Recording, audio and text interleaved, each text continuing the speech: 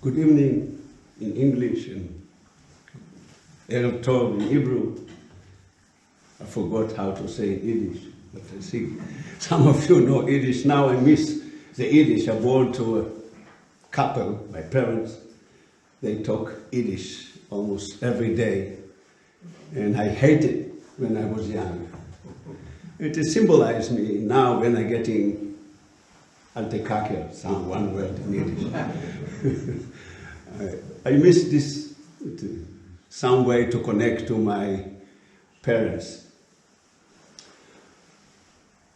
I would like to start with some little story which remind you why I'm here now standing and try to share your story, the story of Entebbe.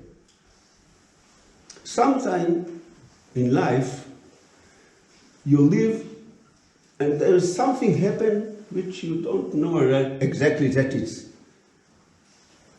will be a very much a milestone on the road.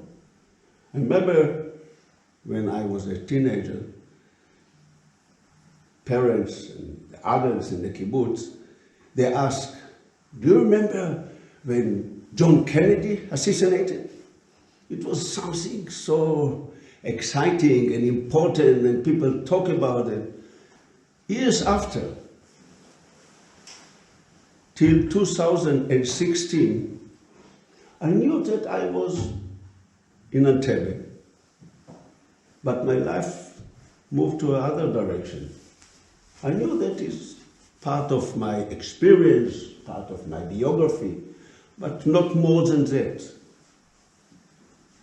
3 days after I landed in Israel, I was occupied on other mission, and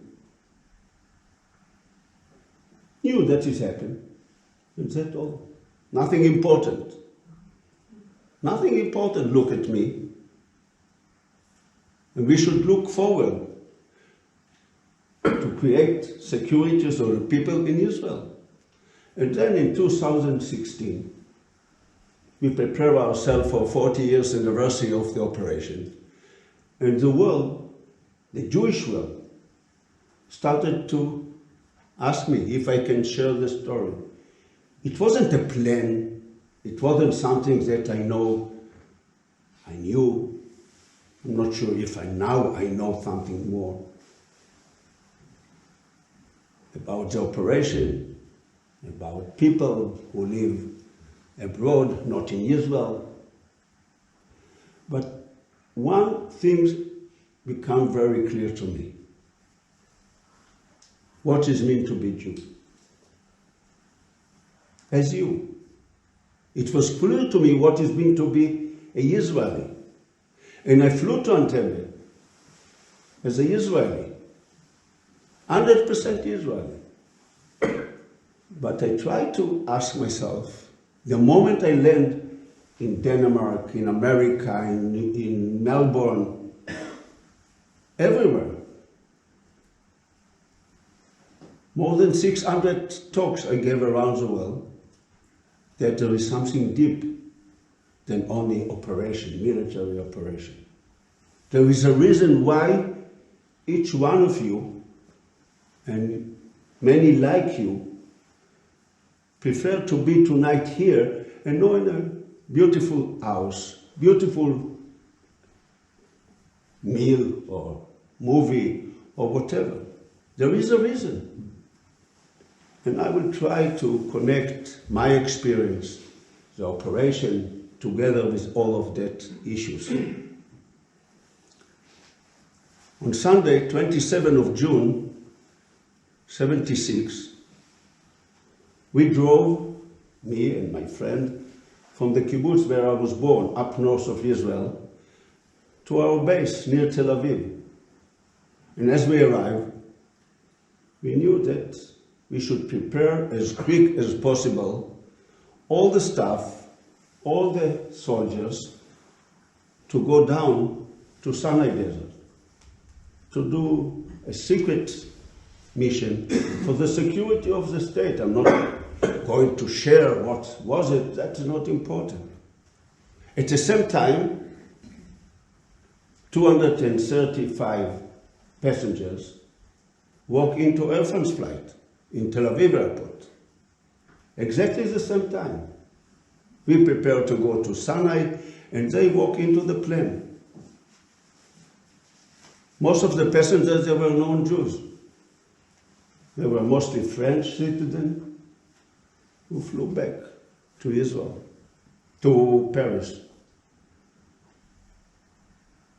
Families with children, babies, young Israelis who just finished the army service and went to the world to enjoy life, free life, not fighting all the time, not thinking what could be over the corner by the one terrorist.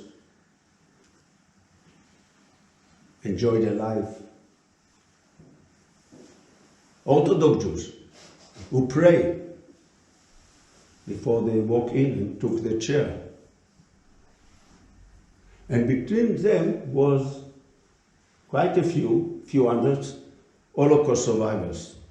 76 was quite a lot, not very many survived, but between all who survived, they were still standing on their foot, and they was on a plane from Israel, from other countries. The captain of the flight was Captain Michel Bacos. It's very important to remember that name. I will mention him as I move forward. 9:30, the door closed. 9:30, we almost walked to the cars to go down to Sinai. The plane took off. After 2 hours, they landed in Athens, Greece. 50 passengers walked out and 50 joined the flight. Between the 50 was 4 passengers who arrived from Singapore to Athens, and they walked into the plane with heavy bags. At that years, the beginning of the 70s, hardly any security in the airport. As they walk in, an old lady with a good sense started to shout, "They are terrorists, they are terrorists." Nobody listened to her. Everyone took the seat, the door closed. Captain Bacos said, "Thank you for joining Air France flight. In 3 hours, we will be in Paris." And the plane took off from Athens to Paris. And after 15 minutes, the 4 who arrived from Singapore stood up, took the gun from the bags.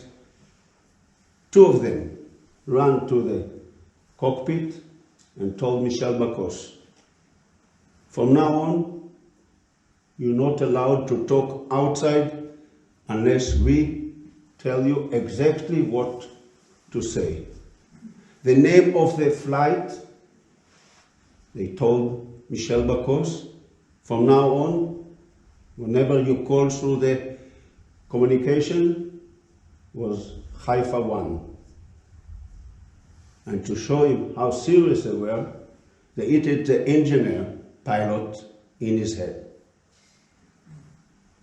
The 2 others, men and women from Baader-Meinhof group, German militia, German terrorist group,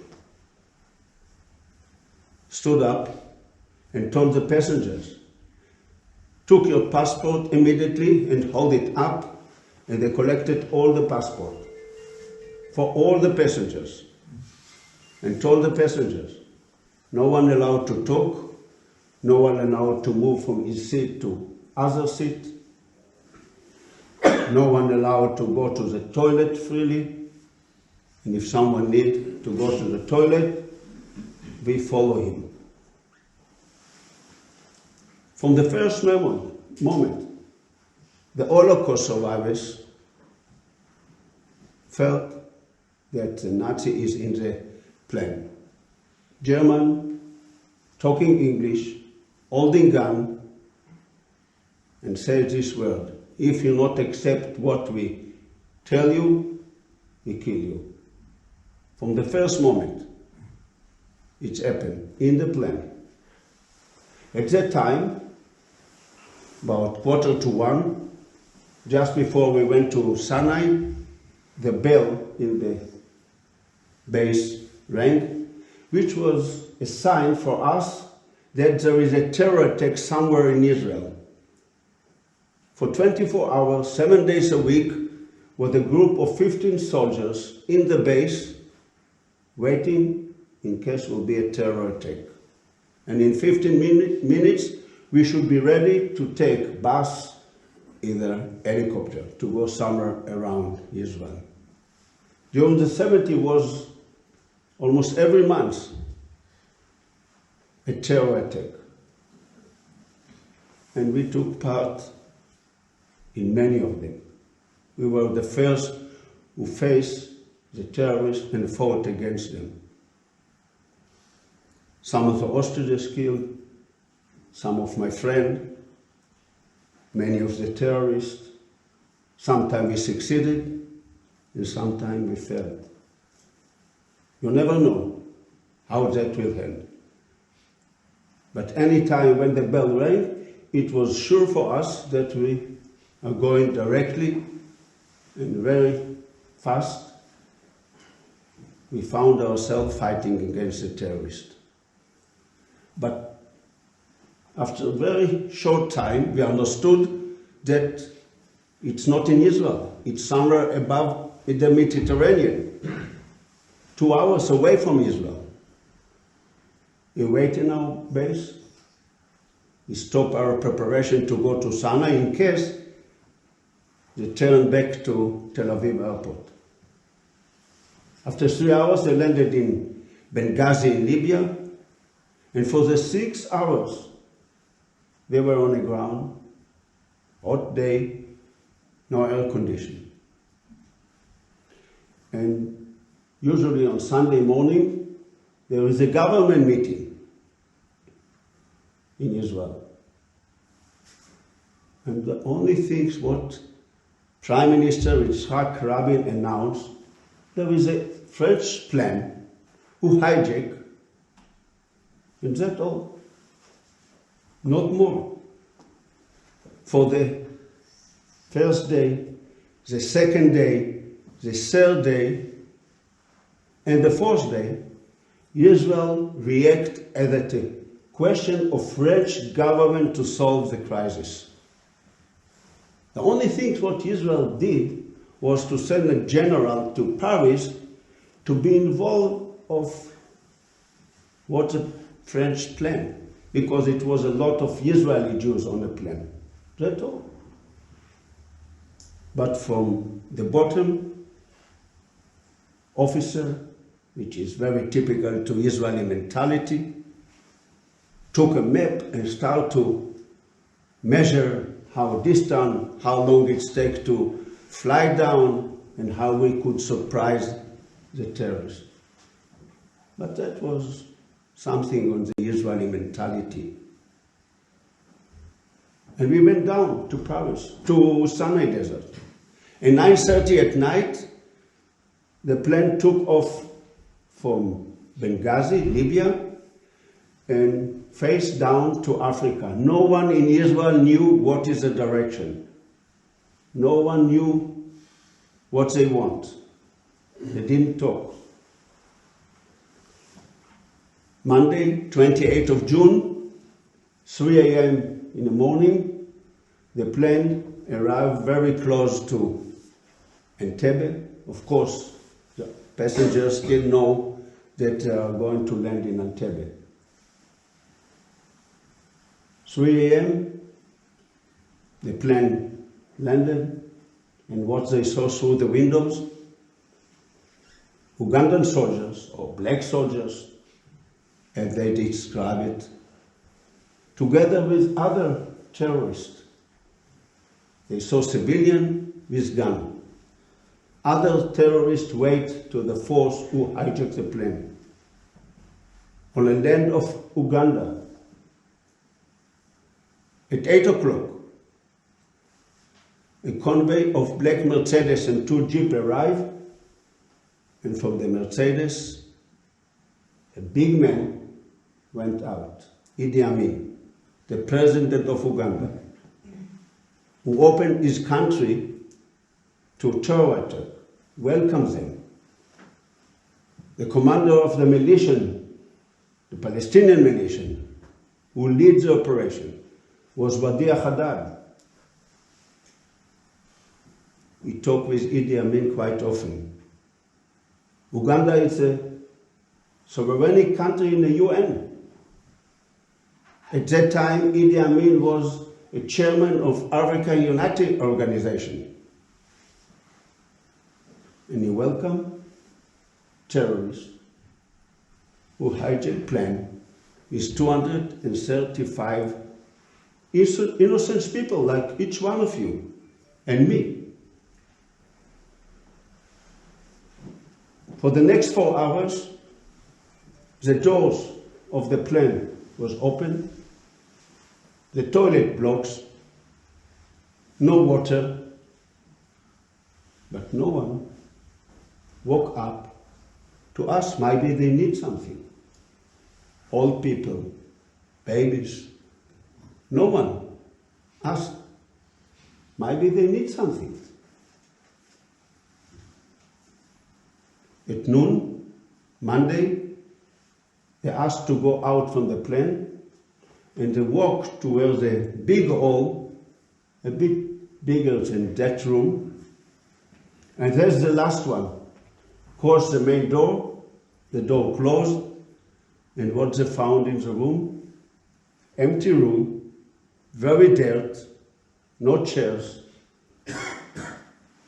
no water, no toilet, nothing. Empty room. Immediately, some of them started to smoke, of course. Immediately, people who were talking different language want to have a rest a bit. And they told to the one who sit next to them to move to the other corner. The tension started to develop. One Jew, Orthodox Jews, took out the tefillin and put all the, I call it pechameche, it's a, the black strip on the end as a black box here between the eyes, and the Ugandan soldiers jumped in and asked, "What's that? What do you do?" And he said, "It's a communication machine." Yeah, with whom do you communicate? He said, the Jews had a special communication with him. And he was so afraid because the Jew, and they never stop him to put feeling every day. So please try to put feeling.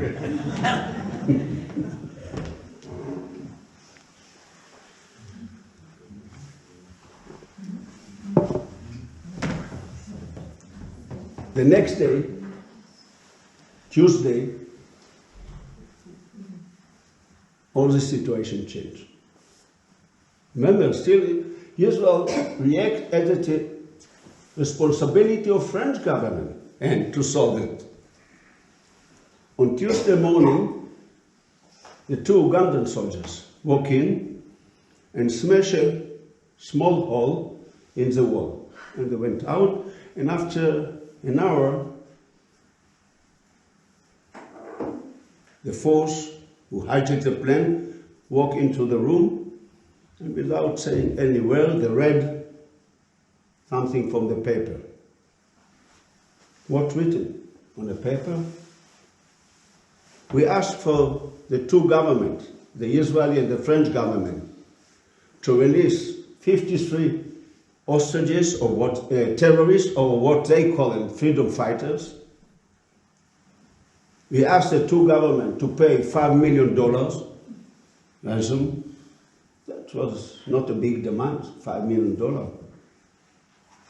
But they told the face of the hostages. We gave the government an ultimatum. If they not accept our demands on Thursday, 1st of July, noon, we'll start to kill you, and then you, and then you. Every 2 hours, 2 hostages will be killed. That's what they told to the passengers who planned to be in Paris, New York, London, but found themselves in Uganda.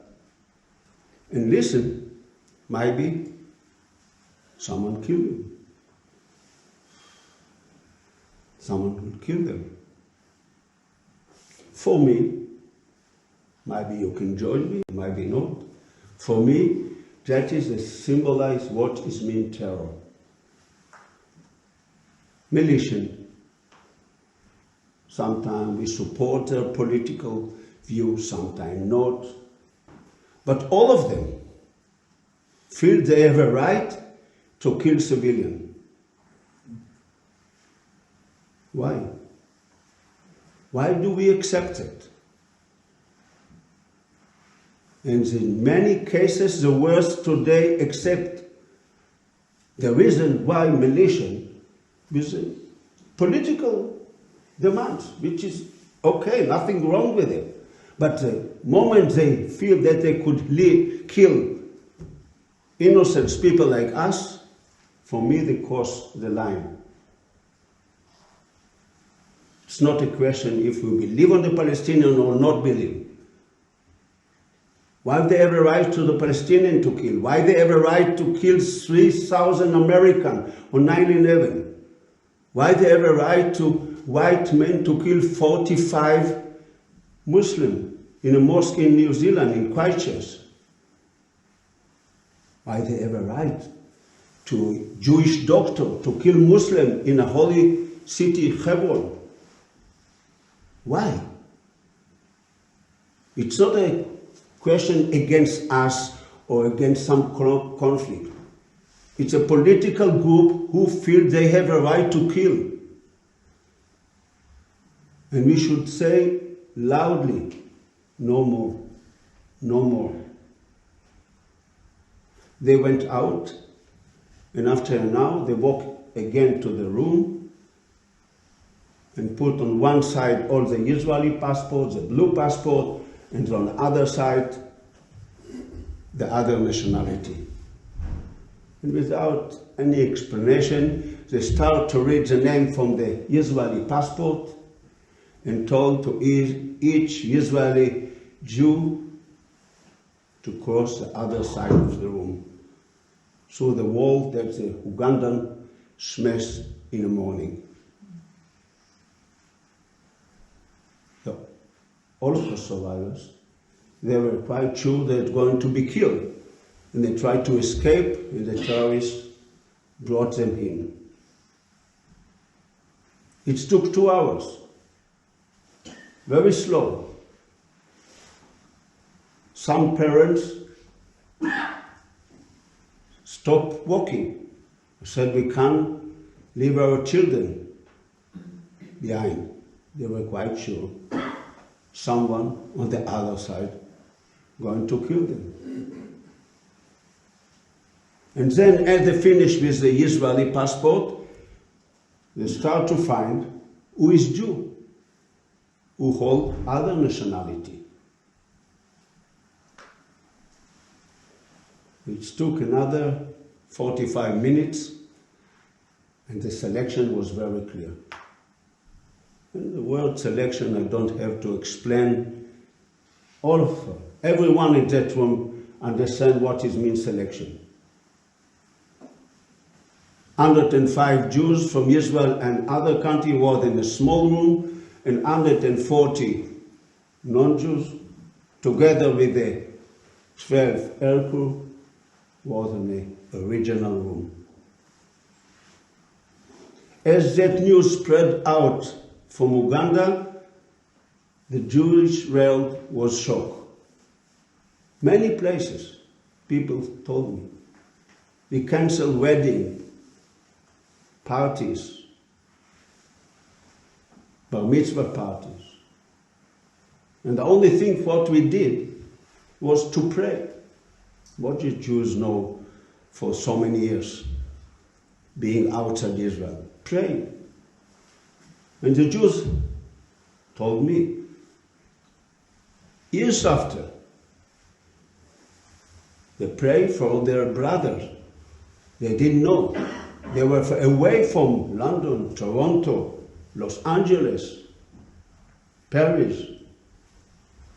Their brother in Uganda, for save their life. But more than that, the fear started to wake. If the Israel couldn't save life of Jews over there, what would be next? Someone told me. What would be next? If Israel wasn't exist, what will be for each one Jew, for each one community today? Israel today in a very delicate situation. And if Israel wasn't exist, how life of each one Jew and each community look like in the future life? Very difficult, I think, at least. More than that, for the next 24 hours from the selection, no one country say a word of sympathy, support. Hostages from all parts of the world. Most of them, they were non-Jews. No one country say a word. America, European countries, Australia. Secretly, was a few support. But under the light, no one said a word. The next day, Wednesday, 30th of June, afternoon, by surprise, 2 Air France planes landed in Entebbe. And they took 140 non-Jews back to Paris. The selection finished. I asked sometime, why? I asked the French administration, why you send 2 planes and left in Entebbe only the Jews from Israel and for other countries? And he said it's better to save 50% and not all. Question, who was the 50% who left in Entebbe? And by that question, the answer was very quiet. And it happened 76, 30 years of the end of the most terrible time for our nation, the Holocaust.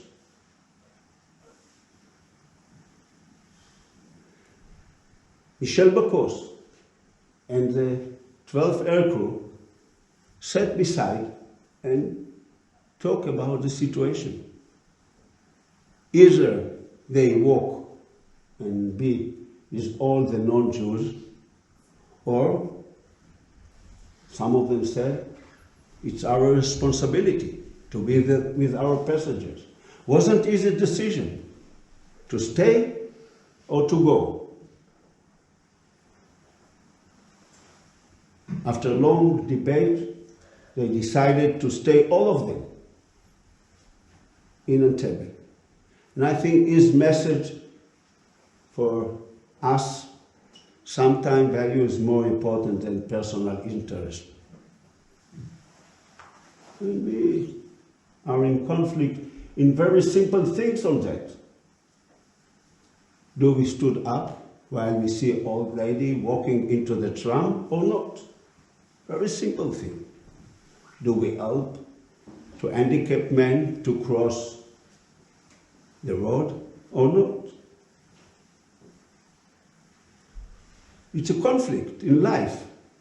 And he left that message to us to remember. The same message as Janusz Korczak left when he walked with his orphan children to Treblinka, to the death camp. The same message. On Wednesday night was the first time when Israel understood that all the situation we come to the government table. And on Wednesday night, the government sat to discuss what to do. 104 passengers hauled by terrorists 4,000 kilometers from Israel. There is demonstration on the street in Tel Aviv. The family of the hostages push the government to change the policy. Till that day, the policy of Israel was, we will not negotiate with the terrorists, but fight them. But in 1968, El Al flight, hijacked by terrorists and took to Alger. Immediately the non-Jewish passengers were released, and for 3 months the terrorists negotiated with the government, and after 3 months Israel released 24 terrorists and got back the air crew and the Israeli passengers. Do Israel should go at that way or not? The next year supposed to be election. There is a political issue. Everyone in the government deal with that issue. The labor was for the beginning of the state till that day in power. How to move forward?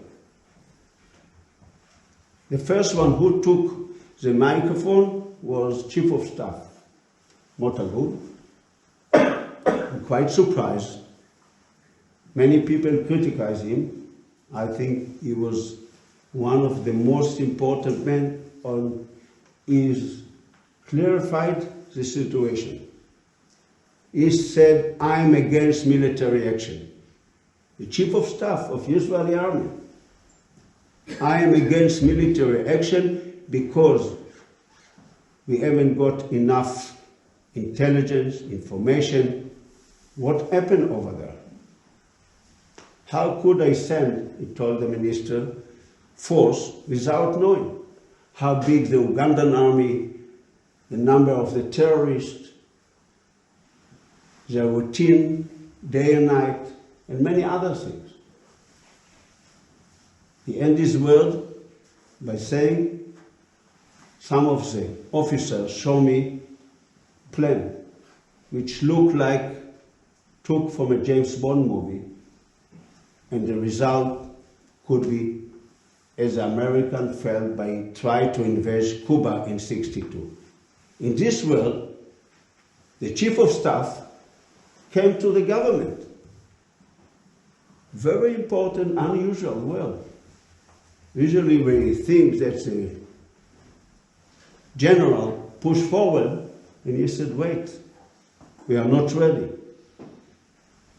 Then Shimon Peres, he was a defense minister, took the microphone and he said, I think Israel should go forward with a military plan.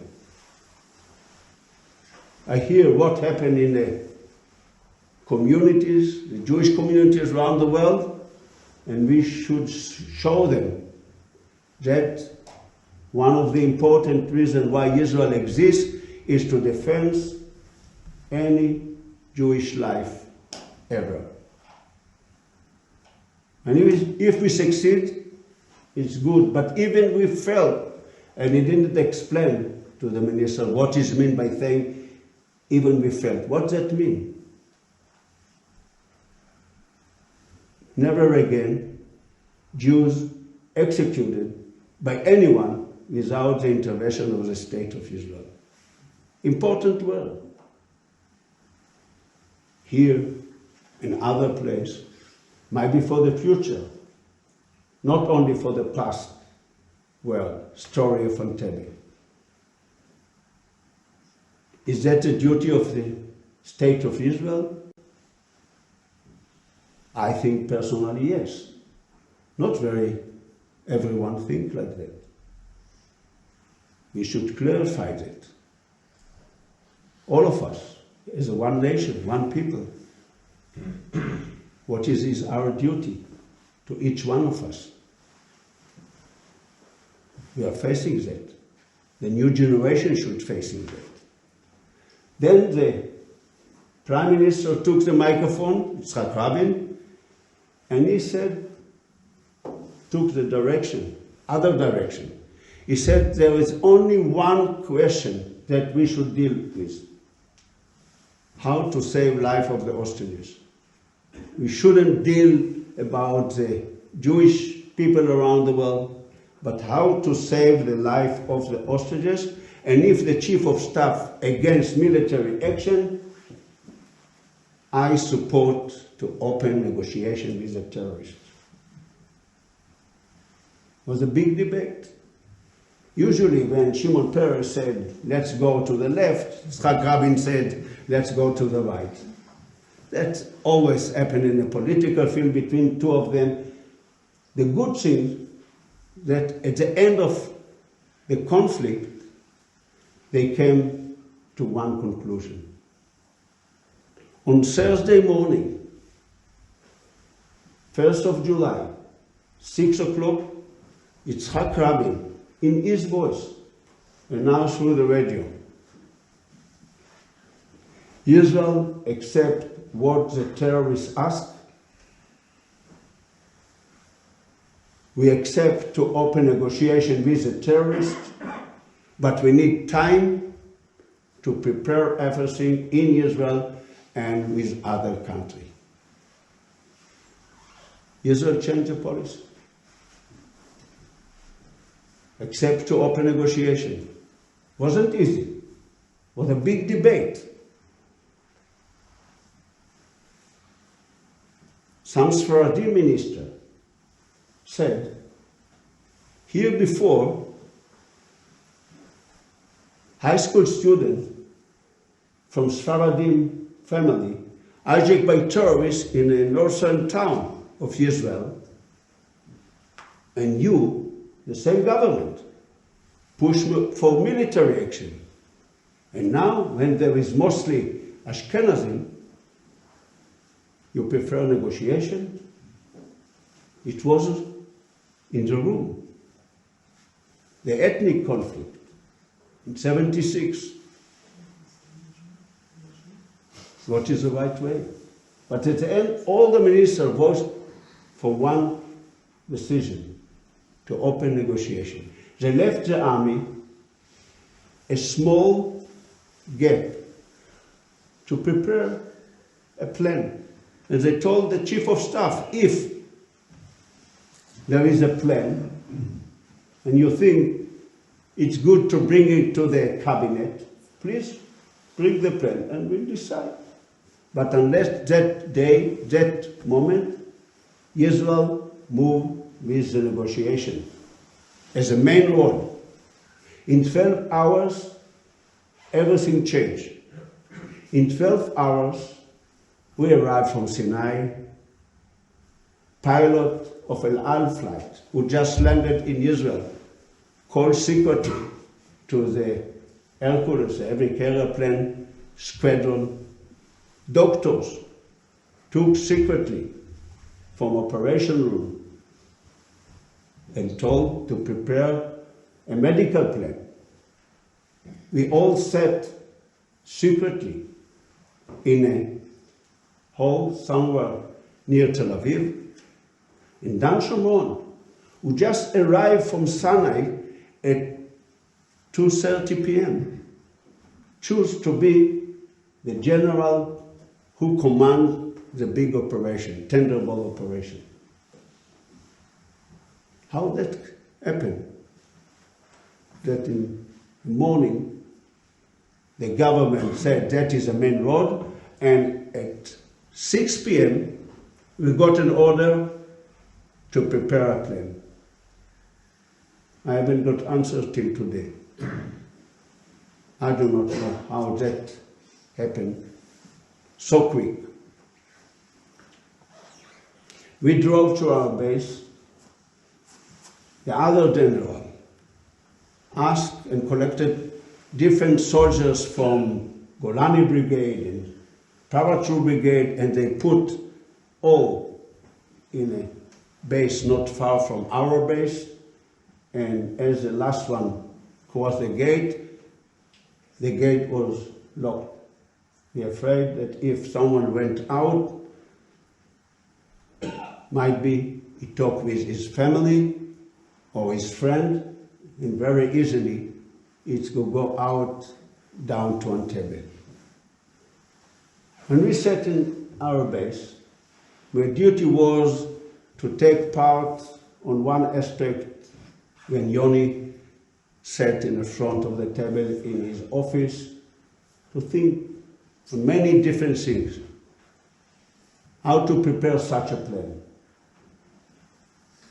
Planning how to release hostages, it's in one way very simple, but at the same time very difficult. We knew from our experience that we should be the first one who opened fire. Because the moment the terrorists understood that we are around, the first action, what they did to kill the hostages. It's exactly what happened, many of you probably remember, on the massacre in Munich Olympic Games. As a terrorist understood that the special force, the German first special force around, they killed all the Israeli sportsmen. And it's happened in many cases.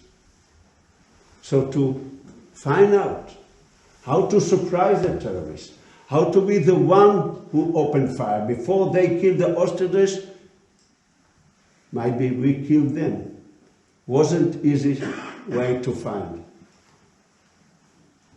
The other difficulties was from Thursday evening, a lot of information arrived from Paris. Israel sent investigators to Paris, and they asked many questions, the hostages who released. But every time when we got information, our plan changed. Sometimes we decided to take more soldiers, and then we cut it. One hostage said there is 100 Ugandan soldiers. The other said there is 50. And each one number make all the plan different. All the soldiers in our unit and in Golani and Paratroop Brigade wanted to take part. Everyone wanted to take part. We haven't got enough seat for all the soldiers who want. And the question, why? Why the soldiers in Israel, why the soldiers fight and want to give their life for other life? It's not something only in Israel, but there is something in Israel. Why we did it? The 240 soldiers who landed in Uganda, why they did it? Why we did it?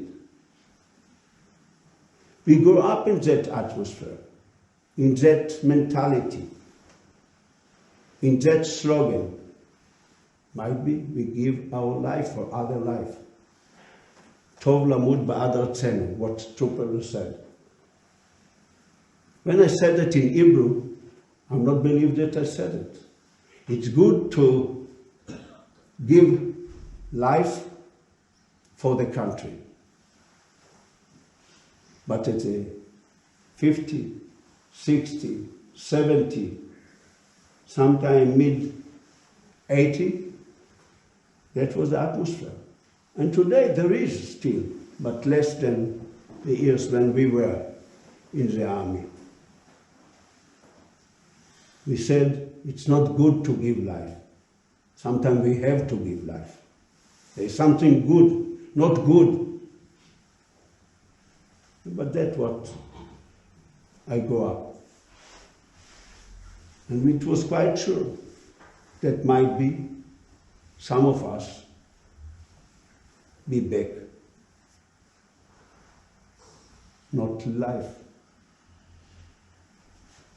At the end of the day, Friday morning, we haven't got yet idea how to surprise the terrorists.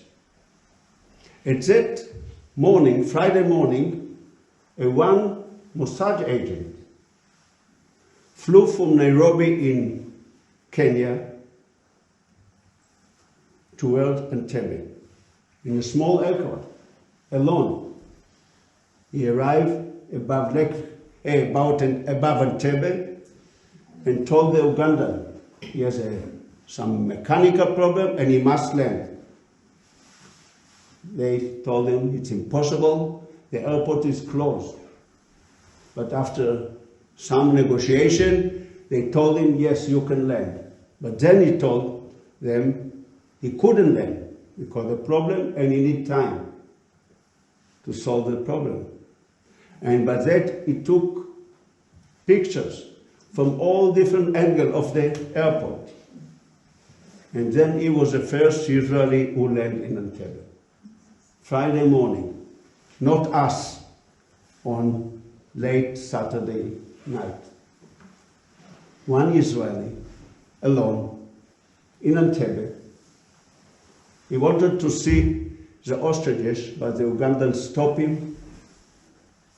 He flew back to Nairobi, and at the same time, Boeing 707 arrived to Nairobi and immediately took back to Israel the 3 cassettes. It wasn't a digital camera at that time.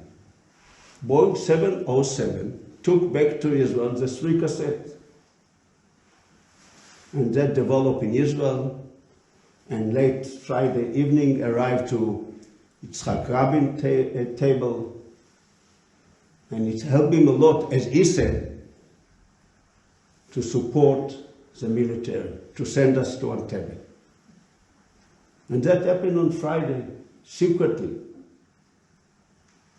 We got some information, what happened in the airport. But every hour something could change. Wadia Haddad called Idi Amin on Friday afternoon and told Idi Amin, I feel that the Israeli prepare something. Might be we take the hostages out from the airport. Might be you should bring more force to the airport. And Idi Amin said, no, it's too far away. It's impossible. Saturday morning, the government sat to discuss what to do. On one road, the negotiation moved forward, and on the other road was a military plan. With a huge risk to send forth, is it difficult to bring extra force in case some of the plane blow up or would be a mechanical problem. It was too far to bring. Wasn't easy. I want to bring another person to the story. His name, Bruce Mackenzie. Don't know how many of you met this name. Bruce Mackenzie was a Christian man. On Thursday evening, he understood that he's supposed to be in Kenya and not in London. And he flew immediately to Kenya, to Nairobi. Who was Bruce Mackenzie?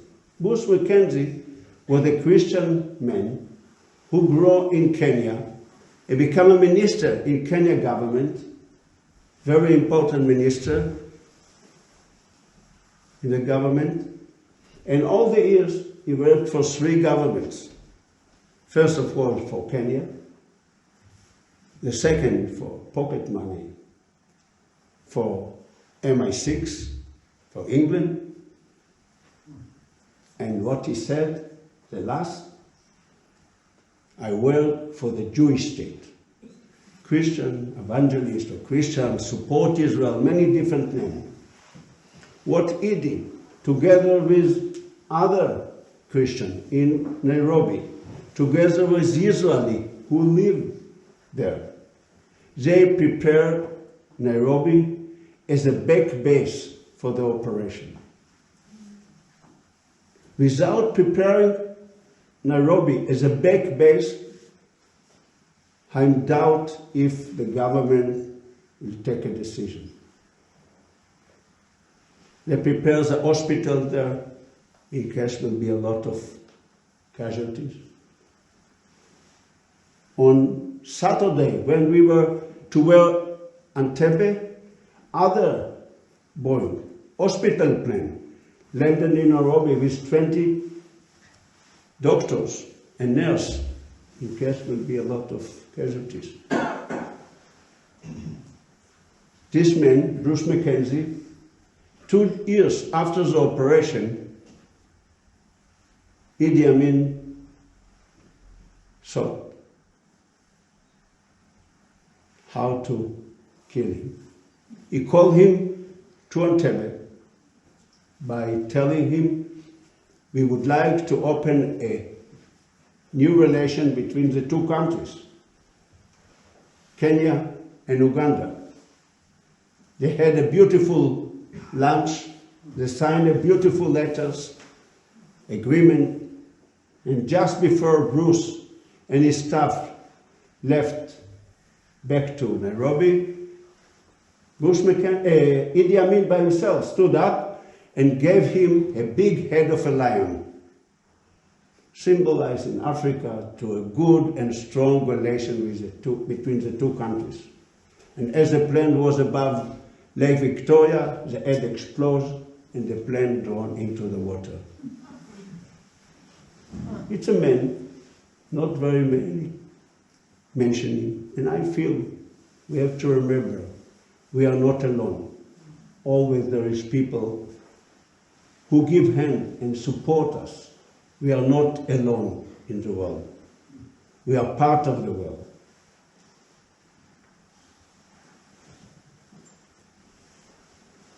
At 12:30, Saturday, 3rd of July, we loaded on 4 heavy carrier plane Hercules. 240 soldiers, pilot, doctors. 240, it's a huge number. All of them, we were on 3 Hercules. The last one was almost empty, only 6 doctors with a small operation table. It was a difficult flight. Hot day, turbulence, the plane jumped up and down. We sat in the plane, but there is no seat. The soldiers sat one next to the other on a gap between the car and the plane wall. No windows. No air conditioning. And more difficult, today many, like me, here in that room can understand. No toilet. For 9 hours flight, there is no toilet on the plane. We empty Coca-Cola bottle for the most memory operation. We use Coca-Cola bottle as a toilet. No one serves us. We prepare to ourselves sandwiches. We flew only 30 meters above the ground. We were afraid that the radar on the surrounding countries, Jordan, Egypt, Saudi Arabia, realized that the Michiganders on Shabbat, if they are on the air, 1 + 1 is Uganda. No other mathematic could be, very easily. So we flew only 30 meters. Quite a few soldiers vomited. but they couldn't go out. We landed in Entebbe, in Sharm el-Sheikh, before the government make a decision. Yitzhak Rabin hesitated, either to follow the negotiation or to say, we accept, takes the risk, go ahead. He asked Menachem Begin to his office and shared with him everything. The risk, the possibility, the dangers of that road, either that road. Menachem Begin told him, look, Yitzhak, it's not a question of coalition or opposition. It's a question of the state of Israel and the Jewish world. And whatever decision you take, I support you. Hopefully soon, this voice will be in Israel today. To see there is no chance for us but to be together. There is enough land waiting on the other side of the border, waiting. And we should find the conclusion, how to live together with a different idea. No one could win that conflict. No one could be the one who take the other down. We should find it. And as quick we do it, we can survive. As we landed in Sharm el-Sheikh, we went out, of course, just to refresh a bit, to breathe the fresh air. Then the 33 soldiers, we changed our uniform to Ugandan uniform, which saw Friday in a saw company in Tel Aviv. We haven't got time to find the route in the correct size. I had a very tight shirt with a very wide and long pants. But in American movie, they paint our face black. If someone remembers the American, it always should be very dramatic. I was with not a good size of clothes, but Polish face.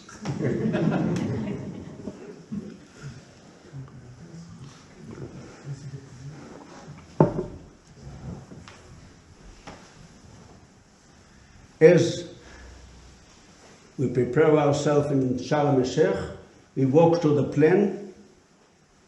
At that time, the plane refueled till the top, and the first aircraft ran on the runway, but as he arrived to the end, he couldn't take off. It was so heavy and so hot day, and just because over there the water is about 40 meters down, we found ourselves on the air. And the 4 aircrafts crossed into Saudi Arabia and then turned right down the Red Sea. And for the next 3 hours, it was the first time where I could fall asleep a bit. But the pilot, for them, to control the plane in 30 meters above the water, they are the real heroes of the operation. Not each one of us who fought, but the pilot. They stretched all the limitation of the plane and the route. As we arrived near Ethiopia, it was dark. We got a message from the government. We took the risk. The 4 aircrafts turned to where Entebbe, and as we arrived to the peak of top mountain, 5,000 meters, the one who controlled everything wanted to check how serious the Jews. A tropical storm started. that leg, the 3 hours flight in a storm, 4 Hercules, at dark, hardly talk each other. The plane moved from side to side. I was sure we were going to crash on the ground. But then we arrived above Lake Victoria, and immediately the storm ended. And as we were near the airport, the 4 Hercules opened a 7 minutes gap between each other, so it's enough time to free the runway. And then the red light blinked on the first Hercules, was a sign to prepare the vest, the gun, to get a seat. Each one sat on his specific seat. And at 11.1, 1 minute in Ugandan time, 1 minute after midnight, we touched the ground in Entebbe. The airport was full of light. We surprised the Ugandan. The first Hercules arrived on a code of British cargo plane. It was an active airport. And because it wasn't a time when there is a computerized everything, it was easy to come in a different code.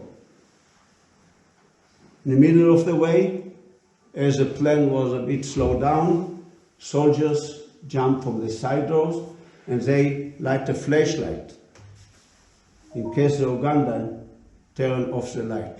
Only when the third Hercules touched the ground, they turned off the light. We arrived to the end, the plane stopped, the back door opened, and 33 soldiers only. The black limousine in the front, 2 jeeps behind. I was on a jeep behind the black limousine. We went out to Africa. But what is Look Africa? I said, well, we landed in Entebbe, the back door opened, and we went to night in Africa. But there is no pictures of Africa. We prepare ourselves without Google map. We flew to Entebbe without really understanding how they look like. We drove toward the old terminal, the building where the hostages hold, and very close to the terminal, 2 Ugandan soldiers stood on the road. Yoni Netanyahu decided to shoot, and one officer who sat next to him on a limousine shot it.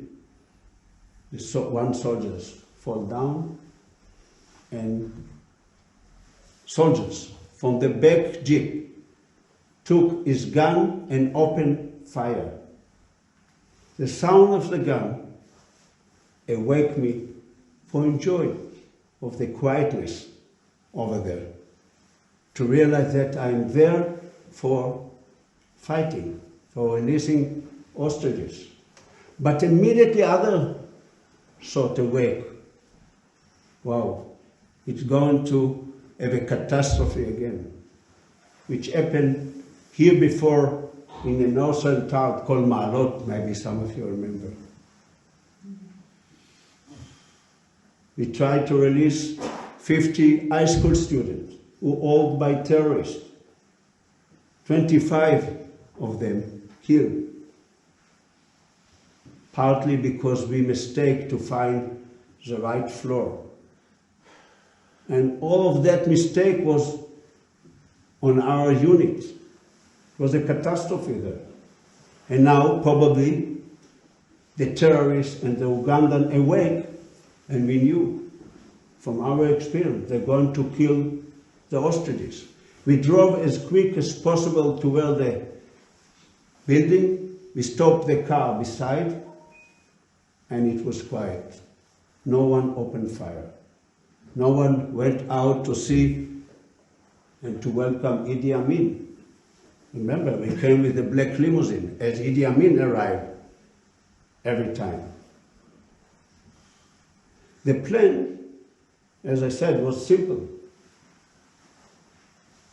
You need luck, a good luck, and you have to be the one who opened fire. We put white head on our head so we can recognize each other.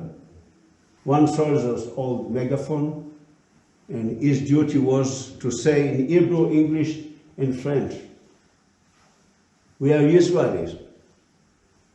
Don't stood up, don't run. We're afraid it would be chaos in the room. That is the most worst situation." We divided to 6 teams. Each one worked independently, but should remember that next to there is another team. And because we were a very small unit, and we found ourselves doing similar things almost every week, every month, it was clear to us what we have to do. We haven't got enough time, but we don't need time to explain too much. It was clear to each one of us what we have to do. As we went out from the car,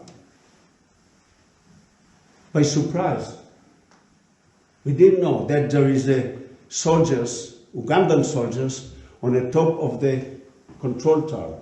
They opened fire. Yoni Netanyahu hit it in the first second and fall down. But we knew that we should be as fast as possible into the room. The first soldiers who crossed the main door saw the 2 Germans and killed them. Another terrorist, just before he opened fire toward these soldiers, other soldiers killed him. It took 5 minutes, 7 minutes, not sure exactly, when 7 terrorists killed. 20 Ugandan kills. They were on the 2nd floor. One team ran straight away to the 2nd floor. Many of the Ugandans, they escaped. I was out. My duty team was to be outside, to be sure there is no force who comes from the back. I saw many Ugandans. They ran away. There is no reason for them to fight. As the fire was a bit slowed down, and came with a car and took Yoni Netanyahu to the medical plant, who wait 600 meters away from the fire. He arrived alive, I can say, not unconscious, but after some minutes the doctor couldn't save his life. I drove back, 3 Israelis, the driver, the doctor, and me. Dark around, alone, in the middle of the airport, to where the building. Over there was still fighting, shooting. The other force, which arrived with the other Hercules, stopped the fire from the control tower, but then we got a message there is extra Ugandan force who started to drive from the Entebbe town to where the airport. So we knew we have to go as quick as possible out. My last duty was to lead the hostages from the terminal to where the plane who wait to take them out. Now try to put yourself over there, inner hall. They knew that there is a negotiation. They knew that next day the ultimatum finished, the second one. And then soldiers with Ugandan uniform, by talking Hebrew, run into the room and tell them, we came to take you out, back home. Most of them didn't believe that we are really Israeli. They were shocked, they didn't talk. They hardly went out from the hall. As they went out, the plan was to take them by the car, so it's much easier.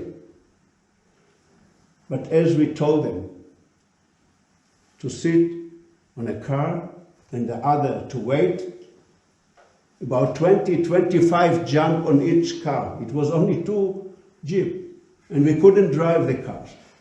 And we told them to go out. It took time till they left the car. They're afraid that the car won't be back to take them to the plane. I saw innocent people, hostages, walking out with night clothes, no shoes, mother with baby on the end. Immediately the pictures of album from my home came to me. Picture of Jews who took in the middle of the night to wear the train to the death camp. And I hear voice, Rami, you saved life of Jews. It was the first time in my life which was so clear and so positive that I saved life, innocent people, Jews. It wasn't only Jews from Israel. It wasn't only Jews from the diaspora. Together with them was the 12th air crew. We took everyone out, but we saved them. The word that ran in my head, no one arrived to save my family. But now I am proud to be in Uganda to save the others who wait someone to take them out from the prison. In 52 minutes, for the moment we land in Entebbe, the Hercules with the hostages took off to Nairobi. Only 52 minutes, all the operation took. We lost some minutes because every time when we counted, we missed one number. Till someone stood up and said, oh, my mother took over to Kampala, was Dora Bloch's son. I know Dora Bloch, she born here in Melbourne, she has family here. The next day when Idi Amin understood that we succeeded, she took out from the hospital and she was murdered. 73 years old lady, she was murdered. Together with Ugandan doctor and nurse who tried to save her life. All of them murdered. We lost another 5 to 7 minutes because when we counted that all the soldiers is on the plane, we missed one soldier.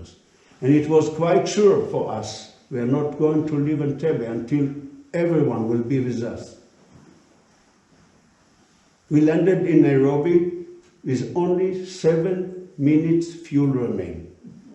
Only 7 minutes.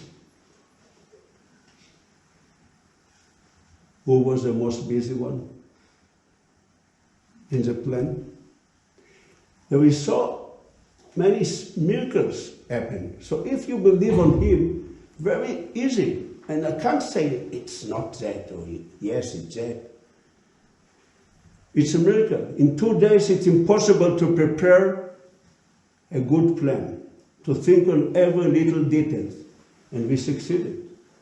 After 1 hour of refueling the plane in Nairobi, the plane took off toward Israel. The captain of the Hercules with the hostages asked Michel Bakos to sit next to him. And he said, no, I will be with the passenger on the floor of the plane. And all the flight from Nairobi to Tel Aviv, he was with his passengers. Very honest man. In 2019, I landed in Nice, in the south of France, and as I opened the mobile, his wife told me he passed away, 95 years old, very long life. And in 2 days, I found myself in his funeral. She asked me if I could say some word.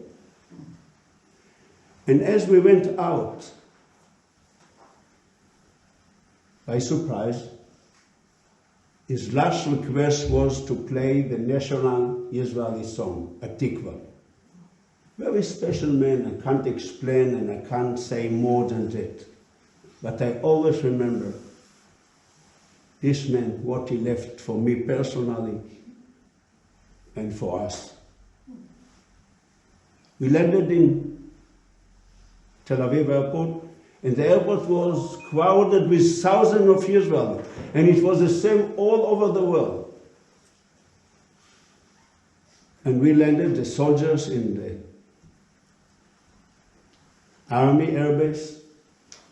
We drove to our base. We got 1 day off.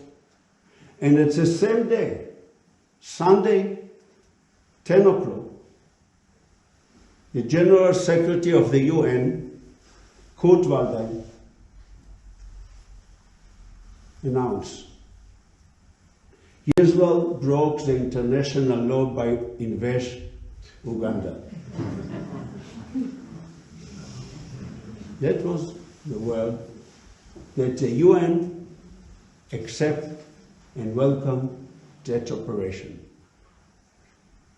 But at the same time, 2 weeks after, as the Israeli sportsmen, 4 years after the Munich massacre, crossed into the stadium in Montreal, all the crowded stadium stood up and shook and hail Israel. The world was happy of what Israel did, support Israel in many different ways. The Jewish world felt it's something so special happened to remind why Israel exists. In 2 days, the world was happy, was so happy in the street of Israel. Most of the soldiers, they welcome to restaurants, to hotels, whatever they asked, everyone gave them. But we were a secret unit, and in 2 days, I found myself preparing other secret mission. And I almost forgot. I knew that I was in Entebbe, but not something more than that. Until 2016, when my life changed. And slowly, it became more clear to me why I am here together with you. In every other place, there is something in common: to be Jew. Thank you.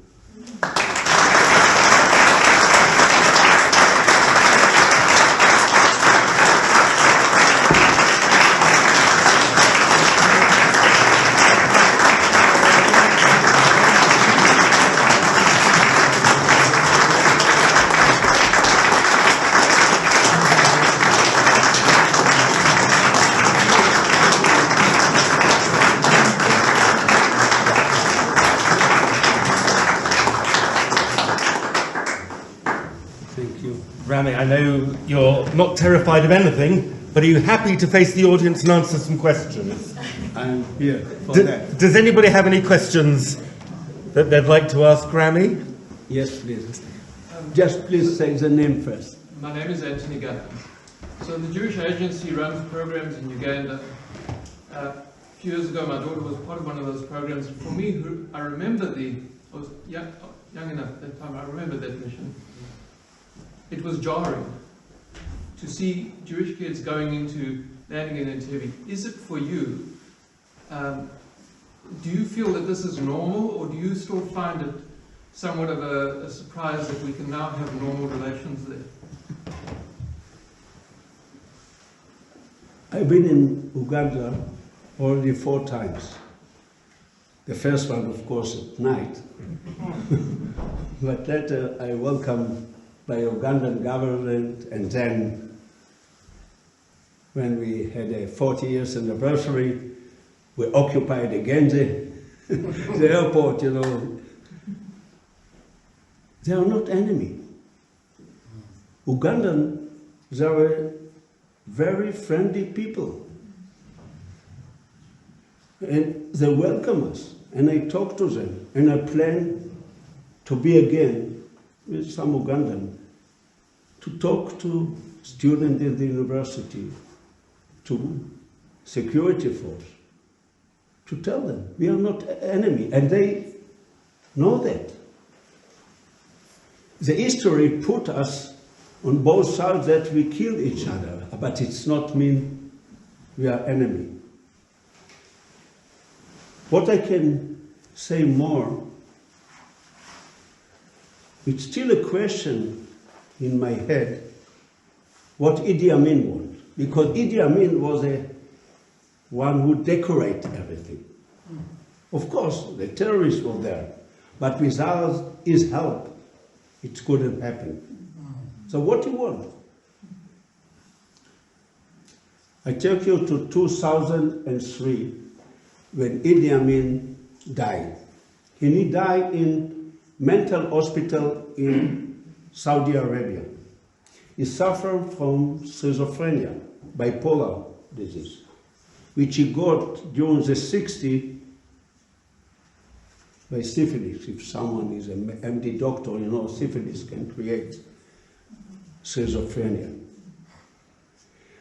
And all the years since the end of the 60s till 2003, we can see 2 personalities in Israel.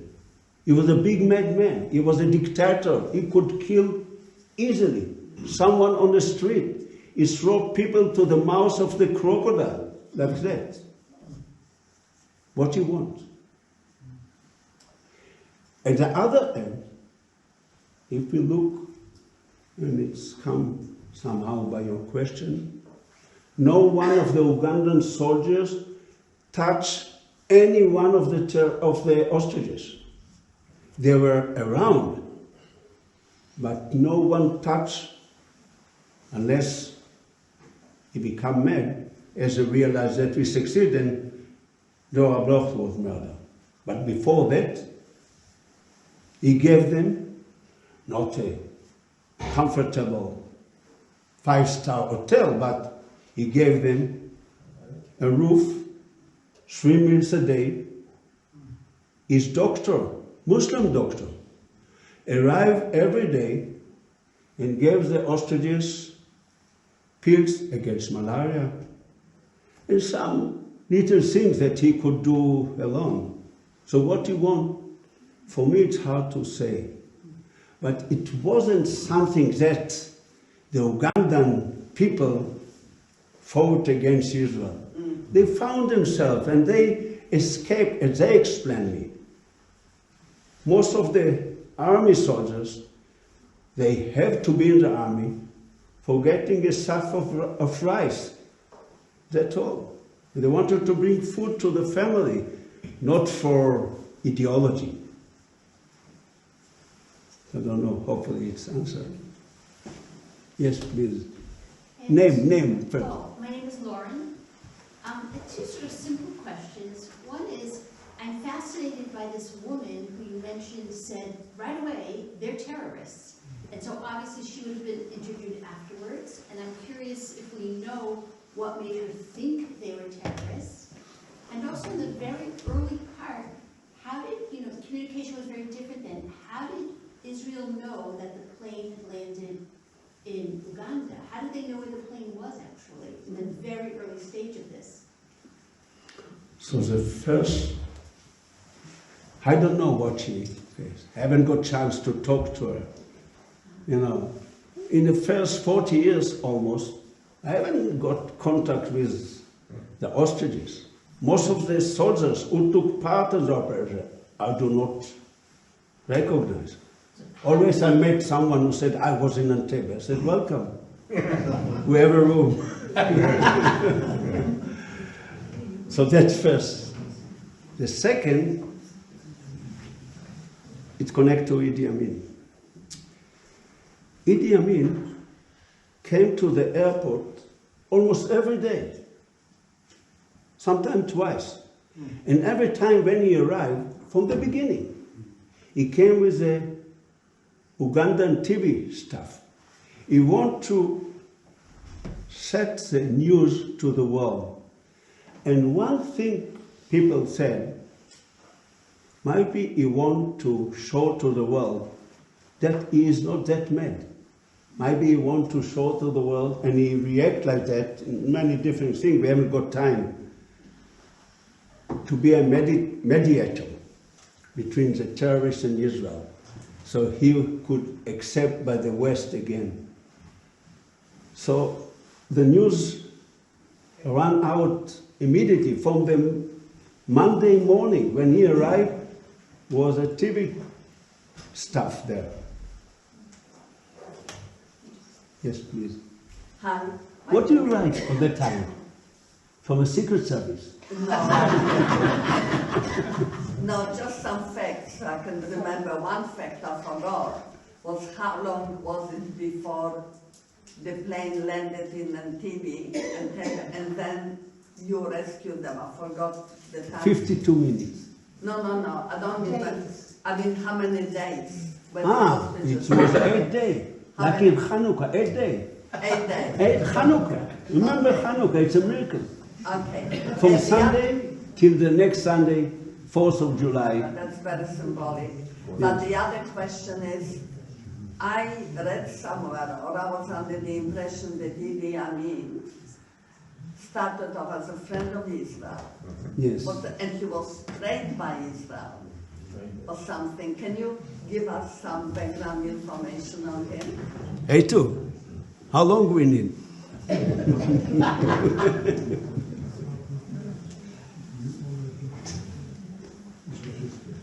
From 1968 till 72, 4 years, was a very warm, a good relation between Uganda and Israel.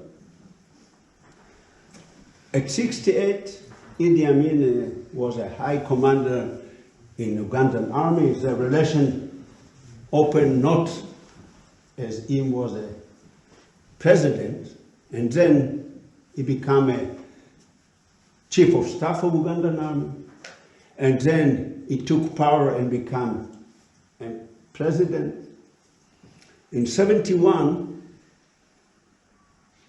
many things happened to him because of his sickness, but in 71 opened a civil war in Uganda. And at that time, opened a Cold War between the West and the East, Russia and America, let's say. At the beginning of the 72, he asked Israel, because it was very warm relation. He was in Israel quite often, and Israeli prime minister was in Uganda, and other minister. It was very warm relation and open. He asked Israel to supply him a jet fighter plane to fight against the rebels in the civil wars. And Israel said no. But at the same time, the West pushed him to the corner because he's behaved.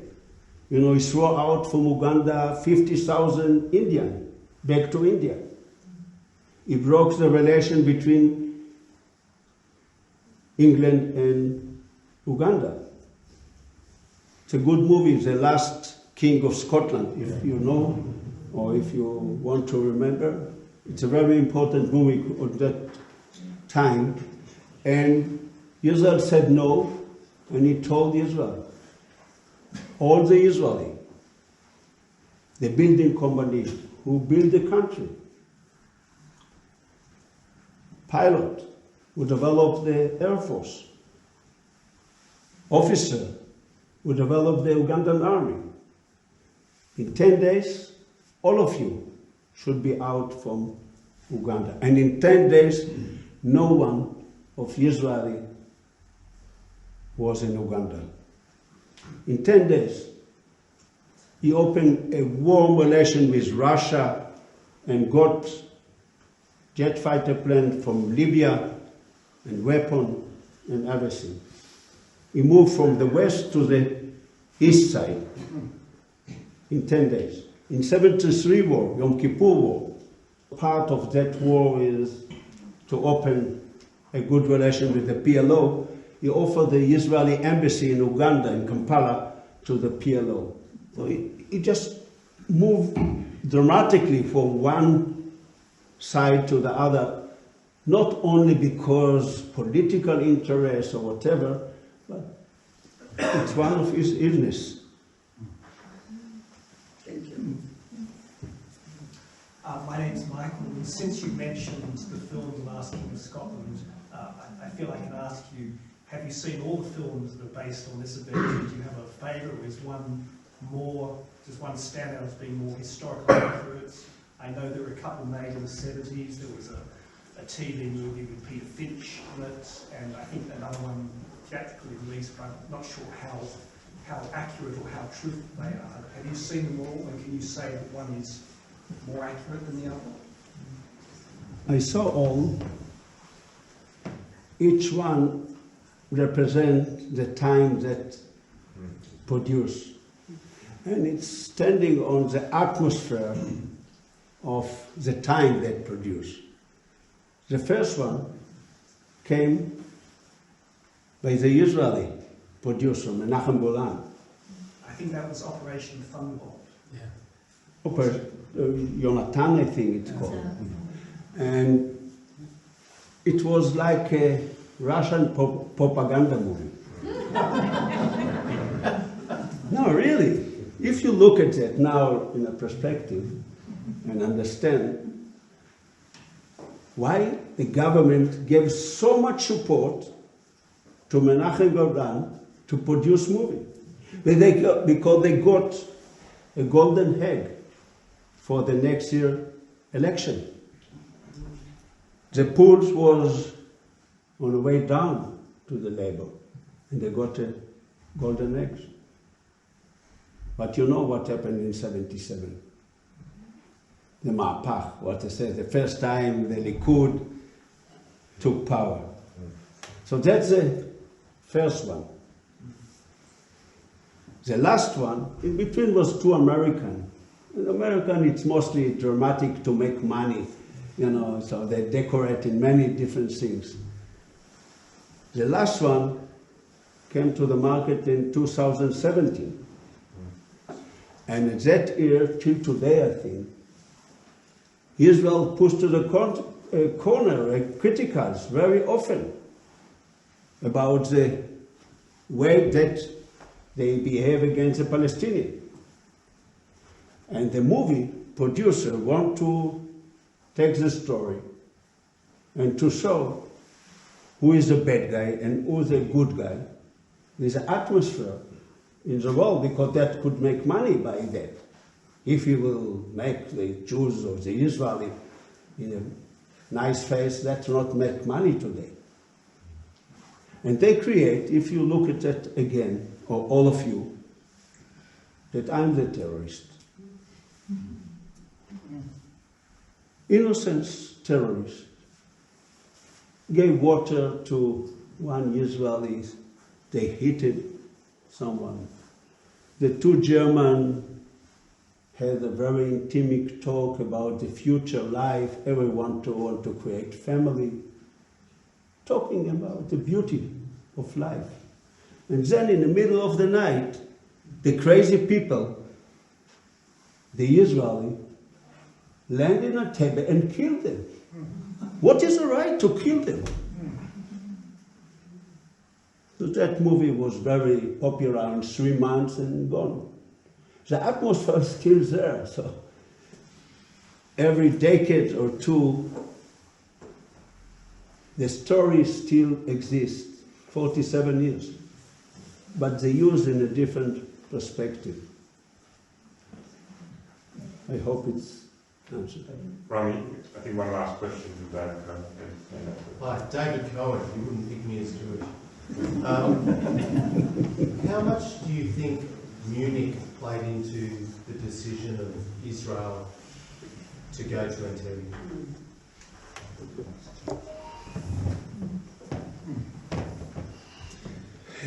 Yes and no. You know, Munich massacre was a turn moment when Israel stood in more serious who is in the other side. In two aspects. First, the killing of sportsmen in such an event, an Olympic game, which represents the most peaceful and togetherness of the world. The Black September killed them. But more than that, Israel understood that the world is quiet. In 24 hours, the game moved on with nothing. No word. Yes, someone outside the stadium said something. And Israel understood that. I'm not sure if it's directly influenced the decision to stay, to send us to Entebbe. But Israel afraid. And in a year's time, the policy changed. Afraid what this machine, the terrorists. Today when we talk about terror, it's totally different of 76. Today terror, it's a killing for the first day. And the 76, it was mostly for holding hostages. Totally different. And might be in some way its influence, I'm not sure so much, but I'm sure it decorates the situation. We are fighting against very clever, encouraged people. They want to achieve, and there is hardly any limitation for what they want. It's very difficult.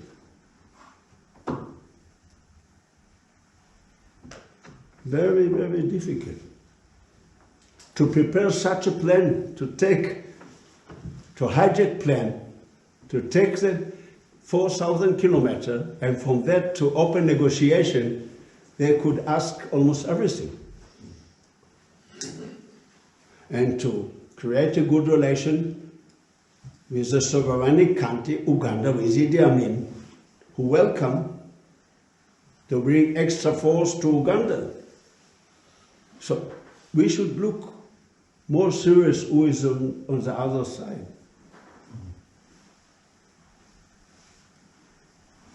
I hope it's some. Just one more. Here's the boss. One more at the front there. My name's Hilton. I'm Hilton. I just wanted to know, you were responsible for any prevention of additional forces or activities from the Ugandans coming in. You said that there was an additional force that was coming from the city. Did all the planes leave prior to that group of Ugandans coming in? Did the planes leave, or did the Israeli units need to engage those? No. We heard the voice of the engine, and we knew by listening to the communication of the Ugandan that they are toward us, towards the airport. And we tried to go out from Uganda as quick as possible. We knew it would be much, much difficult if we start to fight against extra force. And might be they could bring more. We didn't know exactly the number. Thank you. One question, is that you on the photograph, on the pamphlet? Which? The There's On a the flyer, photograph the on the flyer. flyer. Ah, Is that I don't think so. No, it's wrong. No, That's you. not on No, our. I think so. I don't remember. Yes or no? Thank you so much.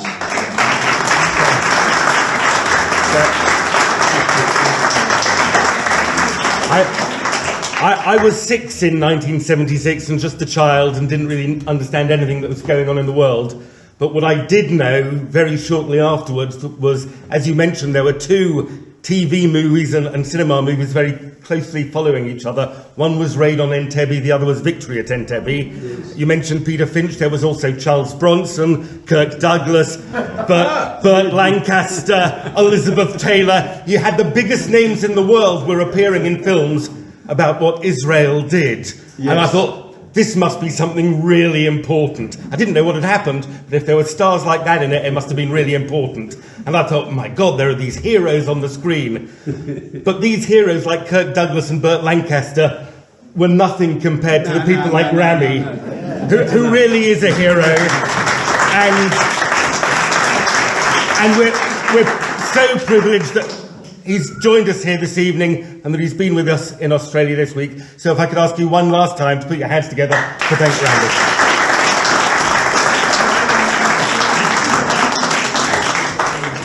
One word I would like to say at the end.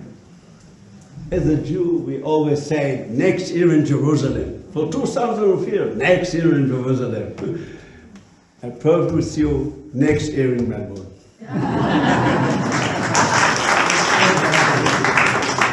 Thank you.